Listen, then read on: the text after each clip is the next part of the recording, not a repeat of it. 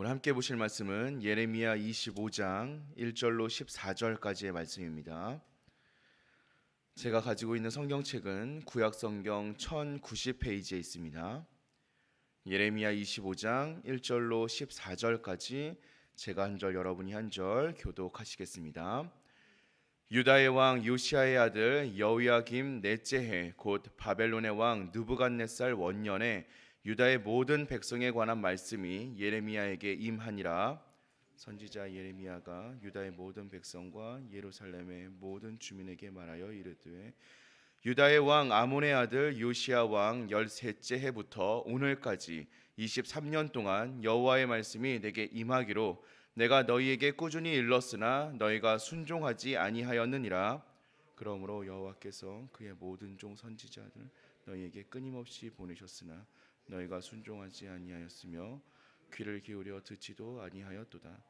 그가 이르시기를 너희는 각자의 악한 길과 악행을 버리고 돌아오라. 그리하면 나 여호와가 너희와 너희 조상들에게 영원부터 영원까지 준 그 땅에 살리라. 너희는 다른 신을 따라다니며 섬기거나 경배하지 말며 너희 손으로 만든 것으로서 나의 노여움을 일으키지 말라. 그리하면 내가 너희를 해하지 아니하리라 하였으나 너희가 내 말을 순종하지 아니하고 너희 손으로 만든 것으로서 나의 노여움을 일으켜 스스로 해하였느니라. 여호와의 말씀이니라. 그러므로 만군의 여호와께서 이와 같이 말씀하시니라. 너희가 내 말을 듣지 아니하였느니라. 보라, 내가 북쪽 모든 종족과 내 종 바벨론의 왕 느부갓네살을 불러다가 이 땅과 그 주민과 사방 모든 나라를 쳐서 진멸하여 그들을 놀램과 비웃음거리가 되게 하며 땅으로 영원한 폐허가 되게 할 것이라. 여호와의 말씀이니라. 내가 그들 중에서 기뻐하는 소리와 즐거워하는 소리와 신랑의 소리와 신부의 소리와 맷돌 소리와 등불빛이 끊어지게 하리니 이 모든 땅이 폐허가 되어 놀랄 일이 될 것이며 이 민족들은 70년 동안 바벨론의 왕을 섬기리라. 여호와의 말씀이니라. 70년이 끝나면 내가 바벨론의 왕과 그의 나라와 갈대아인의 땅을 그 죄악으로 말미암아 벌하여 영원히 폐허가 되게 하되 내가 그 땅을 향하여 선언한 바 곧 예레미야가 모든 민족을 향하여 예언하고 이 책에 기록한 나의 모든 말을 그 땅에 임하게 하리라. 그리하여 여러 민족과 큰 왕들이 그들로 자기들을 섬기게 할 것이나 나는 그들의 행위와 그들의 손이 행한 대로 갚으리라. 아멘. 하나님께서는 우리에게 약속의 말씀을 더하여 주셨습니다. 그리고 그 약속의 말씀을 지킬 수 있는 자유 의지도 주셨습니다. 즉 우리는 하나님의 말씀에 순종하는 삶을 살 수도 있고 거역하는 삶을 살 수도 있습니다. 그런데 우리가 계속해서 말씀으로 만나고 있는 유다의 민족들은 고집스럽게도 언약의 말씀을 거역하는 삶을 선택했던 민족이었습니다. 순종과 불순종은 각자의 선택이고 각자의 자유이지만 거기에는 반드시 책임이 수반되고 있습니다. 오늘 우리가 함께 읽은 말씀은 우리가 생명의 길로 가기 위하여 알아야 할 것들을 말씀해 주고 있습니다. 예레미야 선지자는 23년 동안이나 계속해서 회개의 메시지를 전하고 있었습니다. 백성이 회개하고 돌이키지 않는다면 멸망할 것이다 라는 메시지였습니다. 하나님께서는 유다를 너무나 사랑하셨기 때문에 그들의 범죄함과 그들의 패역한 가운데에서도 수많은 선지자들을 보내서 회개를 촉구하셨습니다. 하지만 유다 민족들은 그 많은 메시지들을 모두 무시하였습니다. 그리고 예레미야의 메시지 역시 그들은 무시하였습니다. 하나님의 음성에는 아무런 관심을 가지지 않았던 것입니다. 이렇게 하나님의 음성에 관심이 없다라는 것은 영적 파멸의 전조 증상입니다. 오히려 유다 민족들은 세상적인 쾌락과 인간적인 욕망에 더 관심을 가지고 살았습니다. 그들은 하나님의 말씀을 버린 채 서슴없이 악한 길과 악행에 빠져 있었습니다. 유다의 모든 민족들은 언약의 땅에서 복을 누리며 살아가는 길은 오직 하나님의 말씀에 순종하는 것에 있음을 망각했던 것입니다. 그들은 말씀의 궤도에서 벗어난다 할지라도 행복을 누릴 수 있다라고 착각하면서 살았습니다. 하나님께서는 이러한 유다 민족들을 정상적인 궤도로 돌이키기 위하여서 선지자를 통하여 수많은 말씀을, 수많은 기회를 주셨음에도 불구하고 유다는 스스로 사망의 길로 나아갔습니다. 그들이 회개하고 돌이켰다면 생명의 길로 올 수 있었습니다. 우리는 하나님의 말씀 앞에서 어떻게 반응해야 하겠습니까? 우리의 삶의 모습이 어떠한다 할지라도 하나님의 말씀이 우리에게 임한다면 그 말씀에 순종할 수 있어야 합니다. 그것이 생명의 길로 나아가는 유일한 방법이기 때문입니다. 순종의 기준은 다른 것에 있지 않습니다. 오직 하나님의 말씀에 귀를 기울이는 것에 있습니다.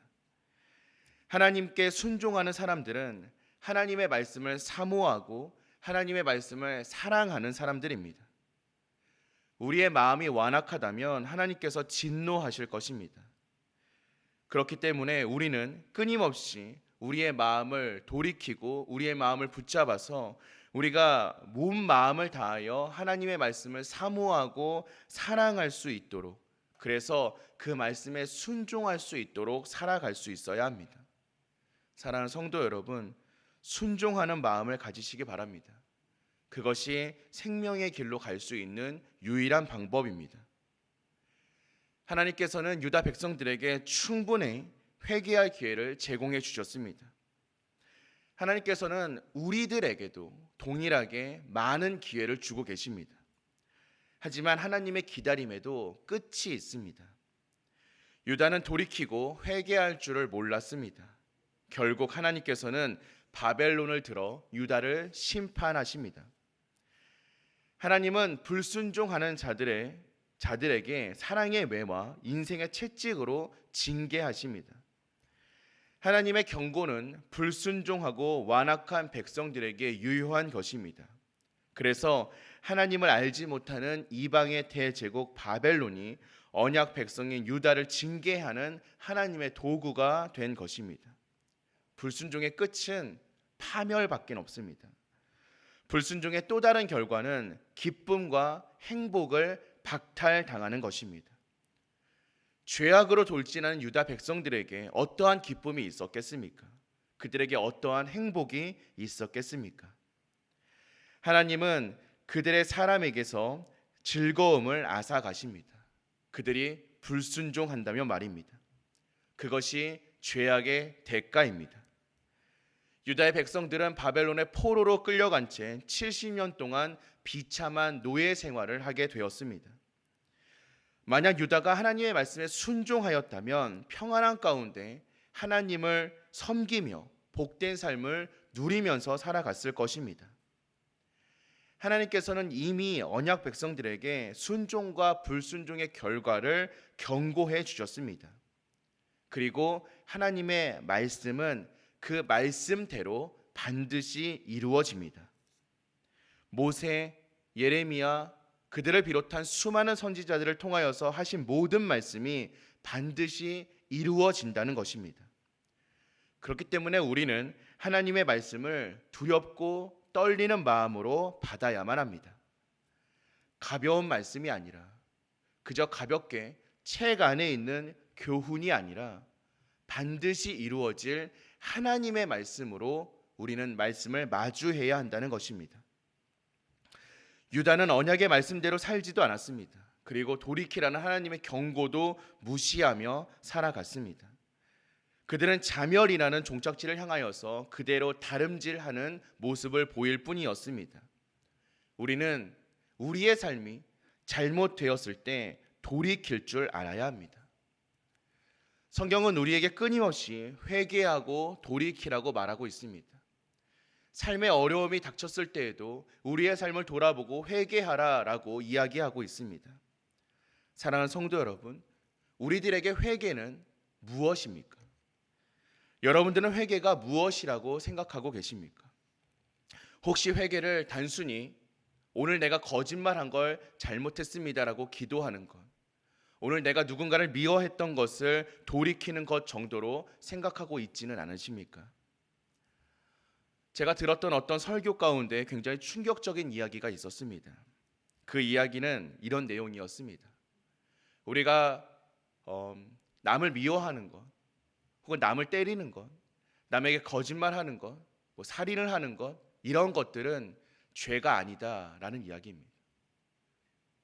너무나 충격적인 이야기 아닙니까? 덧붙여진 얘기는 왜 이렇게 이야기하는지를 설명해 주었습니다. 이러한 모든 것들은 죄가 아니라 죄의 결과라는 것입니다. 우리가 정말로 돌이켜야 하는 죄는 단순히 남을 미워하는 마음, 남에게 거짓말하는 것, 남에게 피해를 끼치는 이런 행동의 결과들이 아니라 그 결과들의 원인인 진짜 죄를 회개해야 된다는 것입니다. 그 진짜 죄는 내가 나의 삶의 주인이 되는 것입니다. 하나님이 없어도 살아갈 수 있다라고 생각하는 마음입니다. 말씀을 벗어나서도 행복과 기쁨을 누리면서 살아갈 수 있다라는 교만한 마음입니다. 그게 바로 죄라는 것입니다. 그러니 사랑하는 성도 여러분, 우리가 정말로 회개해야 하는 것은 오늘 내가 어떻게 살았습니다라는 나의 삶의 모습이 아니라 내가 나의 삶의 주인이 되었습니다라는 나의 교만한 마음입니다. 내가 하나님이 없어도 살 수 있다라고 생각했습니다라는 어리석은 생각입니다. 삶의 정말 중요한 선택 앞에서 하나님께 뜻을 구하는 것이 아니라 나의 경험으로 선택하였습니다라는 잘못된 삶의 모습인 것입니다. 사랑하는 성도 여러분, 회개는 방향을 바꾸는 것입니다. 회개는 내 삶의 주어를 바꾸는 것입니다. 지금까지는 내가 나의 삶을 이끌어왔지만 지금부터는 하나님께서 나의 삶을 이끌어가 주시옵소서라는 기도가 바로 회개인 것입니다. 사망의 길에서 생명의 길로 돌이킬 수 있는 것이 바로 회개입니다. 그러니 사랑하는 성도 여러분, 말씀 앞에서 언제나 겸손한 마음으로 회개하는 저와 여러분 되시기를 소망합니다. 이제는 우리의 발걸음이 나의 삶을 이끌어가는 것이 아니라 우리의 삶을 하나님의 말씀이 이끌어갈 수 있도록 돌이키는 저와 여러분 되시기를 소망합니다.